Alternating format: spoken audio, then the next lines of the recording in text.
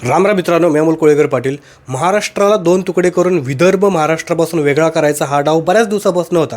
यामध्ये हे स्वप्न देवेंद्र फडणवीस यांचं देखील होतं 2014च्या अगोदरपासून, कारण त्यांच्या तशा मागण्या देखील होत्या.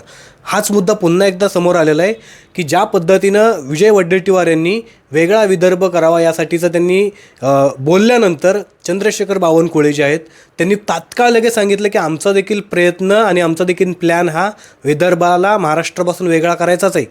या सगळ्या प्रकरणावरती स्टेटमेंट देताना देवेंद्र फडणवीसांना जेव्हा प्रश्न विचारला की तुमच्या पक्षातले किंवा तुमच्या सरकारमधले मंत्री विदर्भाला महाराष्ट्रापासून वेगळा करायचा प्लॅन आहे असं बोलतात, त्यावेळेला देवेंद्र फडणवीस बोलतात की माझ्या लायकीचे प्रश्न विचारा, माझ्या लेवलचे प्रश्न विचारा.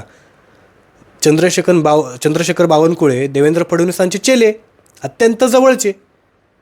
मग चंद्रशेखर बावनकुळेंनी जो काय प्लॅन बोलून दाखवला हा प्लॅन देवेंद्र फडणवीसांच्या मनामध्ये नसेल का? आणि कोणत्या गोष्टीवरून तुम्ही शुअर आहेत की देवेंद्र फडणवीसांना महाराष्ट्रापासून विदर्भ वेगळा करायचा नाही? जर त्यांच्या ताटामध्ये जेवणारा माणूस जर ह्या सगळा प्लॅन बोलून दाखवत असेल तर तो प्लॅन देवेंद्र फडणवीसांना माहीत नसेल. उलट देवेंद्र फडणवीसांना राग आला असेल चंद्रशेखर बावनकुळेंचा की हा प्लॅन गपचूपपणे पार पाडायचा होता, तो तुम्ही मीडियामध्ये जाऊन कशाला बोललात? आणि या महाराष्ट्राला तोडायची जी खतखत आहे मित्रांनो, ही खतखत आजही त्यांच्या मनामध्ये.